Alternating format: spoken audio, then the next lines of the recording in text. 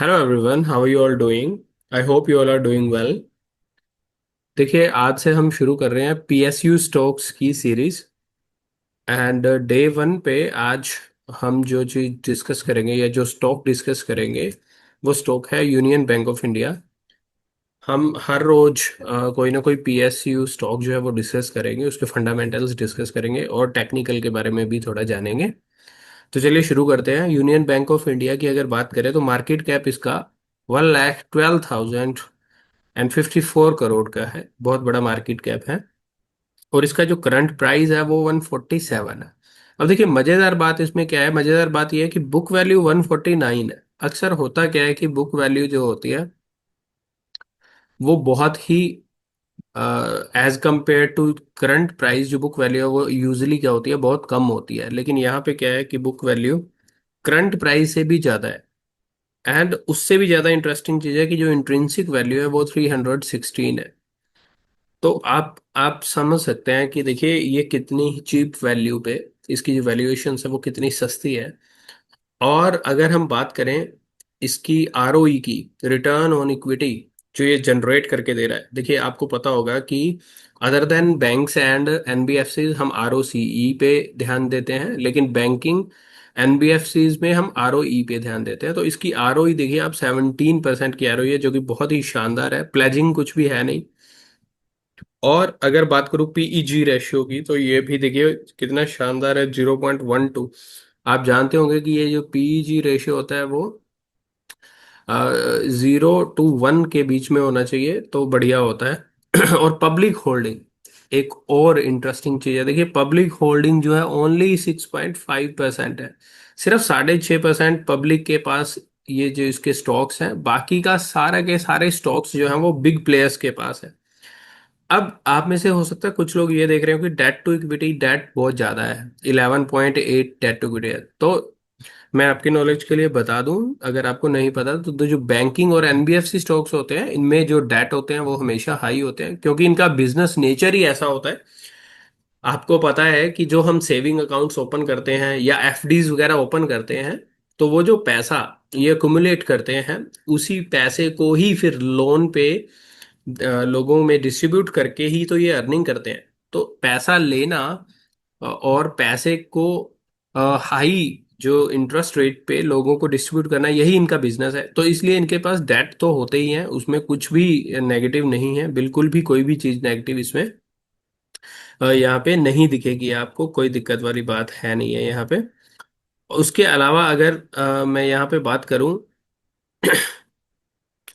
PE ratio की, तो आप देख सकते हैं पीई रेशियो काफी इसमें करेक्टेड है। हालांकि हमें ज्यादा जो है पीबी पे, बैंकिंग और एनबीएफसी में जो हम प्राइस टू बुक वैल्यू पे ज्यादा फोकस करते हैं, तो प्राइस टू बुक वैल्यू भी अगर आप देखेंगे तो ये भी काफी अच्छी करेक्टेड है। जैसा कि मैं ऊपर आपको बता ही चुका हूं कि जो प्राइस टू बुक वैल्यू, जो बुक वैल्यू है वो काफी ज्यादा अट्रैक्टिव है। करंट प्राइस से भी इसकी वैल्यू जो है वो ज्यादा है। तो इसमें कोई भी इशू नहीं है, बहुत ही अच्छा है। और प्रोज एंड कॉन्स जो है वो आप यहाँ पे पढ़ सकते हैं। इसकी सीएजीआर जो है वो काफ़ी अच्छी है, कोई दिक्कत वाली बात है नहीं है बिल्कुल भी। और अगर मैं यहाँ पे आपके सामने बात करूँ क्वार्टरली रिजल्ट्स में नेट प्रॉफिट की, प्रॉफिट बिफोर टैक्स और प्रॉफिट आफ्टर टैक्स की, तो वो भी आप देख सकते हैं यहाँ पे लगातार बढ़ता हुआ दिखाई दे रहा है। आपको प्रॉफिट बिफोर टैक्स भी बढ़ता हुआ दिखाई देगा। और जो प्रॉफिट, जो नेट प्रॉफिट है वो भी जो है वो लगातार आपको यहाँ पे बढ़ता हुआ यहाँ पे दिखाई देगा। ठीक है। उसके बाद अगर मैं बात करूँ यहाँ पे इसके जो प्रॉफिट एंड लॉस स्टेटमेंट में, अगर आप देख सकते हैं जो इसका रिवेन्यू है वो 2014 के बाद के यहाँ पे रिपोर्ट है आपके पास। तो ये 10 सालों के अंदर आप देख सकते हैं 30,000 करोड़ से 1 लाख करोड़, 3 गुना से भी ज्यादा की जर्नी इसने यहाँ पे की है।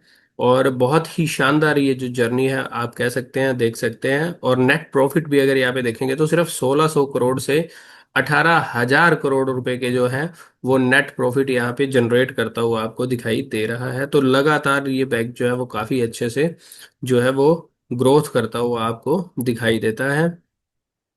बैलेंस शीट में अगर आप रिजर्व्स देखेंगे तो रिजर्व्स और इक्विटी कैपिटल ये भी जो है वो लगातार जो है वो काफी अच्छे से ग्रो करते हुए बढ़ते हुए दिखाई देते हैं। रिजर्व जो कि 2014 में सिर्फ 18,000 करोड़ के थे, जो अभी मार्च 2025 में 1,06,000 करोड़ के हैं।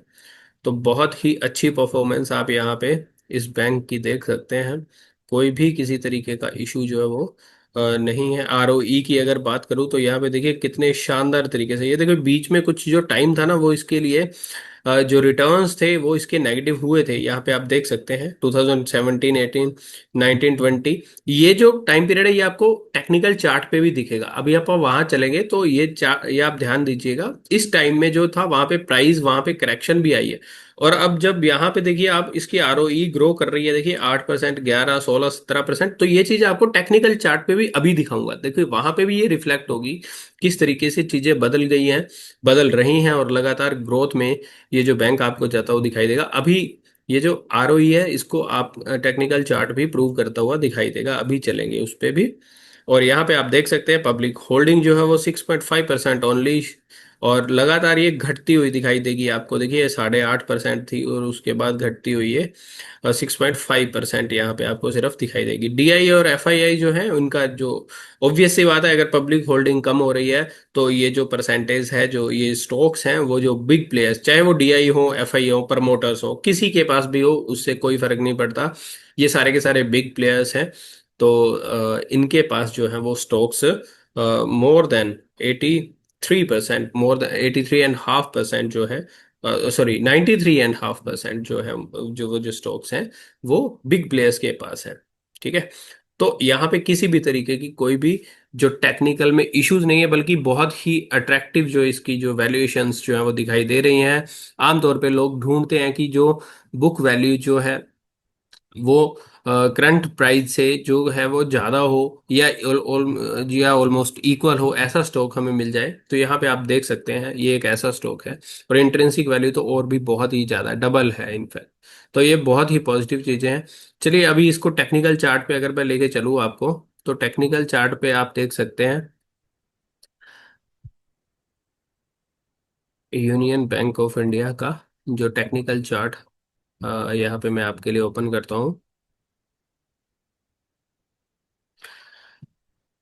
चलिए तो यहाँ पे देखिए यूनियन बैंक ऑफ इंडिया का टेक्निकल चार्ट आपके सामने ओपन है। तो जैसा कि मैंने आपको बताया था, बीच में जो इसका नेगेटिव फेस चला था, आया था, तो उसमें इसने करेक्ट भी काफी ज्यादा किया था। देखिए इसने जो हाई लगा रखा है वो 400 से भी ज्यादा का हाई है।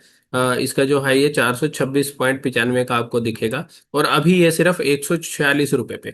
और अगर लो की बात करें तो लो देखेंगे आप कोविड के टाइम में या उस टाइम में, जो है ये सिर्फ जो है 25 रुपए के लगभग ये स्टॉक आ गया था। लेकिन उसके बाद देखिए इसमें दोबारा से स्ट्रेंथ आई है, चीजें जो है वो चेंज होनी शुरू हुई है, वॉल्यूम भी काफी अच्छे से जो है ग्रोथ की है। और अगर मंथली पे अगर आप देखेंगे तो जिन्होंने मल्टी बैगर स्ट्रेटजी सीखी हुई है तो वो आप यहाँ पे देख सकते हैं बहुत अच्छे से, जो मल्टी बैगर स्ट्रेटजी में भी ये हमारे मंथली के अंदर आ चुका है।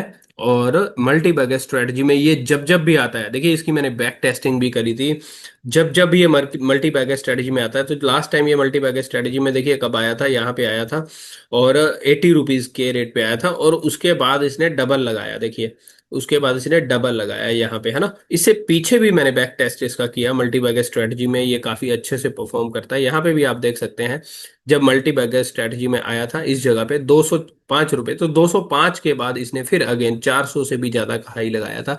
उससे पहले भी देखिए जब जब भी मल्टी बैगर में आया, यहाँ पे देख सकते हैं आप, यहाँ पे आया था 150 के करीब, ये मल्टी बैगर में आया था, तो 150 के बाद जाने के बाद ये 250 तक ये गया था, है ना। तो आप देख पा रहे हैं यहाँ पे अच्छे से कि जब जब ये मल्टी बैगर स्ट्रेटजी में आता है तो बहुत अच्छा परफॉर्म करता है। तो मल्टी बैगर में भी आप देख सकते हैं। उसके अलावा अगर जनरली भी अगर इसका आप चार्ट देखेंगे तो यहाँ पे अब आपको जो इसका जो ट्रेंड है वो अपवर्ड होता हुआ दिखाई दे रहा है। बहुत अच्छे से जो इसका ट्रेंड है वो चेंज हो चुका है। आप देख सकते हैं जो इसका ट्रेंड है वीकली चार्ट पे बहुत अच्छे से ऊपर को जाता हुआ दिखाई देता है। हाँ, टेक्निकल जो एंट्री है, देखिए मल्टी बैगर के अकॉर्डिंग मैंने आपको बताया ये एंट्री में आया हुआ है, तो एंट्री जो है वो आप अपनी स्टडी करके इसमें देख सकते हैं, कोई दिक्कत वाली बात नहीं है। टेक्निकल चार्ट के अकॉर्डिंग अगर मैं देखूँ तो हो सकता है कोई पर्सन ये सोचे, या जो टेक्निकल स्टडी करते हैं तो वो सोचे कि इसकी जो एंट्री जो है वो शायद 130 या 135 के करीब, जब ये अभी थोड़े दिनों में अगर ये इन केस ये करेक्ट हो जाए तो 130 135 पे इसमें जो एंट्री है वो की जा सकती है ट्रेडिंग पॉइंट ऑफ व्यू से। लेकिन इन्वेस्टिंग देखिए कभी भी शुरू की जा सकती है, यहाँ पे भी हम जो है इन्वेस्टिंग शुरू कर सकते हैं, कोई दिक्कत वाली बात है नहीं है। और जब करेक्ट हो तो वहां पे भी जो है वो चीजें ऐड की जा सकती हैं। हालांकि मैं आपको ये बात बड़ी क्लियर कर दूं कि ये हमारी ओर से कोई रिकमेंडेशन नहीं है, ये जस्ट हम अपना व्यू है जो वो आपके साथ डिस्कस कर रहे हैं। आपको इसकी अपनी ओर से अच्छे से स्टडी करनी चाहिए। और अगर आप जो इसकी फंडामेंटल और टेक्निकल स्टडी अगर आप इंडिपेंडेंट होके करना चाहते हैं, सीखना चाहते हैं, तो उसके लिए भी आप हमारे से कांटेक्ट कर सकते हैं। थैंक यू वेरी मच, मिलते हैं नेक्स्ट वीडियो में, तब तक के लिए बाय बाय।